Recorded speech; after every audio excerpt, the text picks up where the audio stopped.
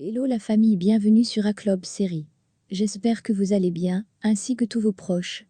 Suivez ce nouveau résumé de votre série préférée du moment. Alors, pour vous qui êtes nouveau sur cette chaîne, n'hésitez pas de vous abonner en cliquant sur le pouce rouge en dessous et appuyez sur la cloche de notification pour ne rien manquer, sinon vous serez les gros perdants de cette chaîne. Alors installez-vous confortablement et on se retrouve après les génériques complets.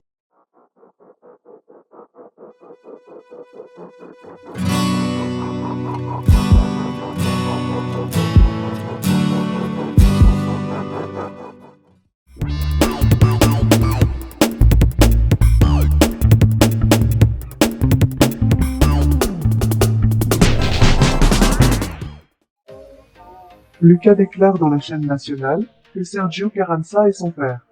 Sergio parle immédiatement à Fabian, lui demandant de couper la transmission, car il le coule. Fabian lui dit qu'il ne peut pas le faire, mais il va essayer de le résoudre. Sergio lui dit que s'il n'a pas le cran pour le faire, il le fera personnellement. Le Cholo surprend Moïse en lui apprenant la grossesse de Yuri. Mais celui-ci essaye de le cacher avec un sourire. Il essaie de tromper le Cholo en disant que Yuri joue avec ses sentiments, car c'est la raison pour laquelle il accélère le mariage, et qu'il l'a emmené faire le test de grossesse.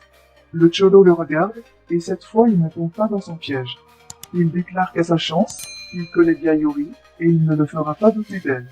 Il sait qu'elle ne jouerait jamais avec quelque chose d'aussi sacré qu'un enfant. Le Cholo sourit, commentant qu'il semble qu'il n'avait aucune idée de la grossesse. Moïse furieux monte au cou. Rapidement, Karina entre avec un autre officier pour les séparer. Moïse s'en va furieux, et le Cholo sourit toujours. Mujika remercie Martin pour les preuves recueillies. Il souligne que maintenant, il doit tout laisser entre ses mains. Martin lui dit qu'il est fatigué d'entendre la même chose pendant si longtemps, et de ne pas voir de résultat. Il l'avertit qu'il ne lâchera pas l'affaire, jusqu'à ce qu'il voie le Taureau Cruz en prison. Sofia et Luna laissent un message vocal à Martin, lui faisant savoir qu'elles iront manger des hamburgers. Le taureau charge les deux filles dans son véhicule, et il n'est pas très convaincu de ce que fera son père. L'interview se poursuit, et Rulieta demande à Lucas qui est sa mère, et comment elle est tombée enceinte. Il répond que sa mère est une femme humble et travailleuse, qu'elle faisait partie du service de la famille Carranza. Rulieta commente que c'est l'histoire typique de la fille du service, avec le patron. Lucas précise que ce n'était pas comme ça, et que sa mère a été violée par Sergio Carranza.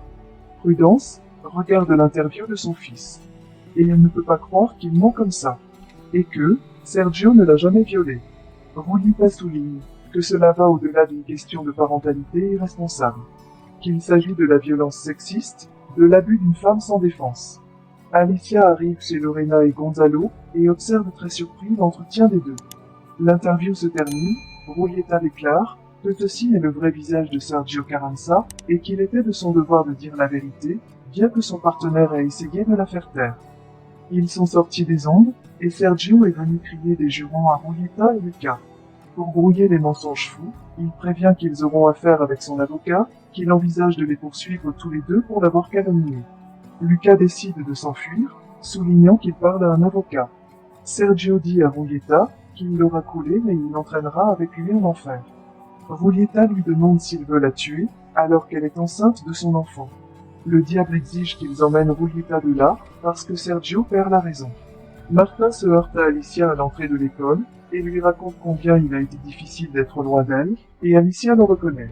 En cela, Martin écoute le message que Sophie lui a laissé, et est bouleversé quand il découvre qu'elle est partie avec le Taureau Cruz. Il appelle immédiatement le téléphone portable de Sofia, mais elle et Luna sont allés se laver les mains.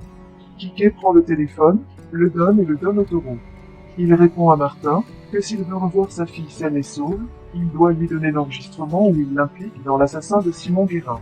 Il doit également laisser poursuivre le procès tel qu'elle est et condamner les coupables. Alicia demande ce qui se passe, et Martin lui dit que Sofia a été kidnappée par l'assassin de son frère. C'est alors que Miranda apparaît, et Alicia la prévient qu'elle doit l'emmener rapidement à la maison, puis d'accompagner Martin. Miranda, en apprenant ce qui se passe, refuse. Elle lui dit qu'elle va avec le serpent. Alicia lui dit qu'avant, ils doivent parler de quelque chose de très délicat. Yuri parle avec Karina de l'affaire Cholo. En cela, Moïse regarde depuis son bureau et lui demande de parler. Fabian apparaît dans la loge de Rulieta, lui disant qu'ils doivent parler de toute urgence. car ce qu'elle a fait a mis la chaîne dans de sérieux problèmes. Sergio regarde et lui crie qu'elle est une ignoble menteuse, qui va poursuivre pénalement.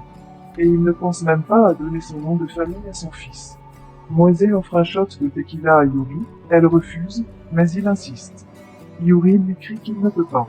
Moise l'interroge sur sa grossesse, et si elle a pensé à lui dire. Yuri précise qu'il vient de le découvrir, et s'il sait compter, il devrait savoir de qui il est. Elle dit à Moise d'arrêter la folie du mariage. Les filles ont fini de manger, le taureau dit à Kike d'emmener Luna à la maison. Et lui, il emmènera Sofia chez lui. Luna déclare qu'elle veut les accompagner. Mais le taureau l'interdit. Sofia lui dit de ne pas s'inquiéter. De plus, maintenant, son père doit lui donner la permission d'aller au musée. Le taureau sourit en disant que c'est vrai. Sergio arrive chez lui, et une nuée de journalistes l'attend, l'interrogeant sur les récentes déclarations de Rulita et Lucas. Sergio leur explique que dénoncer des fonctionnaires corrompus a un prix, et qu'il voulait juste piétiner son prestige. Il commente qu'il est dommage que sa partenaire Rulita Lugo ait déjà accepté cela. Mais il envisage de faire une déclaration officielle, avec des preuves convaincantes que tout est une farce. Martin demande à Alicia où est la maison du taureau, et réalise que c'est là que vivent Luna et sa mère. Alicia lui dit qu'il n'est pas sage de se présenter comme ça, que cet homme est si dangereux. Martin dit qu'il le sait, mais il cherche désespérément sa fille. Sofia a été enfermée par le taureau, dans une maison abandonnée. Martin et Alicia parlent à Marcella, pour expliquer la situation de l'enlèvement. Luna et Kike arrivent, il dit que Sophie est sur le chemin du retour. Marcella assure à Martin qu'il doit y avoir un malentendu. En cela, Martin reçoit un appel du téléphone de Sofia. Il pleure, il demande de l'aide, le taureau le presse de livrer ce qu'il a demandé. Sergio parle avec ses enfants des événements récents. Yuri et Gonzalo lui demandent si c'est vrai ce dont on l'accuse. Il le nie, et Miranda lui assure qu'elle le croit. Gonzalo lui reproche de n'avoir jamais valorisé sa mère, et Sergio l'avoue. Yuri rétorque que l'important maintenant est de déposer une plainte pour diffamation. Sergio lui dit que demain c'est leur mariage et qu'ils doivent trouver un endroit très privé pour ne pas être dérangés par la presse. Yuri lui demande de ne pas s'en soucier, car c'est la chose la moins importante.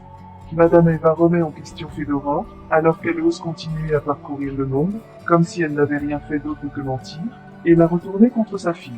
Fedora souligne qu'elle a déjà perdu la raison, et lui demande de quitter la négociation, de reconnaître ses actions pour le pardon comme elle l'a fait. Madame Eva lui dit qu'il semble qu'il va suivre les conseils d'une femme de son acabit, mais maintenant il la regarde avec pitié, et quitte le jardin avec Rebecca et Paco. Sergio les regarde le détruire sur les réseaux sociaux. Fabian lui parle et pleure amèrement.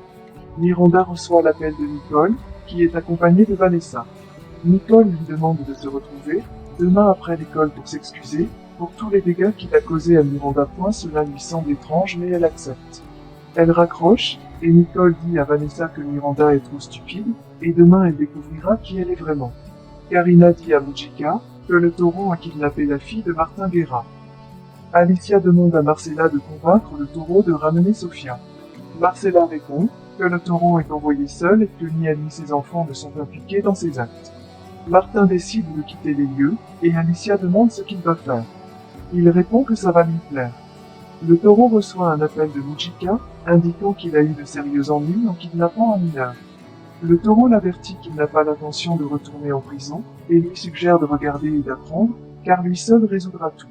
Rolieta appelle Mabé, parce que ça prend beaucoup de temps pour aller chercher le vin, et on frappe à la porte. Rolieta pense que c'est son ami, mais c'est Sergio, et Rolieta craint pour son intégrité.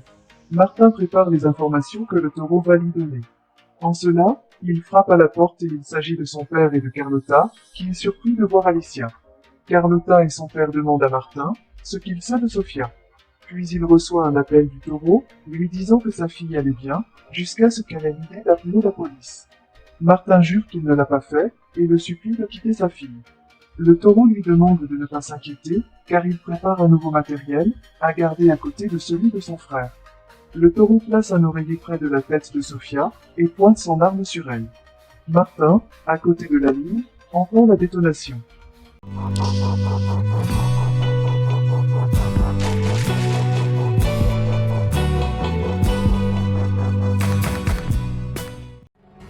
Laissez vos impressions en commentaire sans toutefois oublier de vous abonner pour ne rien rater des épisodes à venir. Alors j'espère que vous avez aimé ce résumé, on se retrouve très bientôt pour un nouvel épisode. Bisous bisous et portez-vous bien.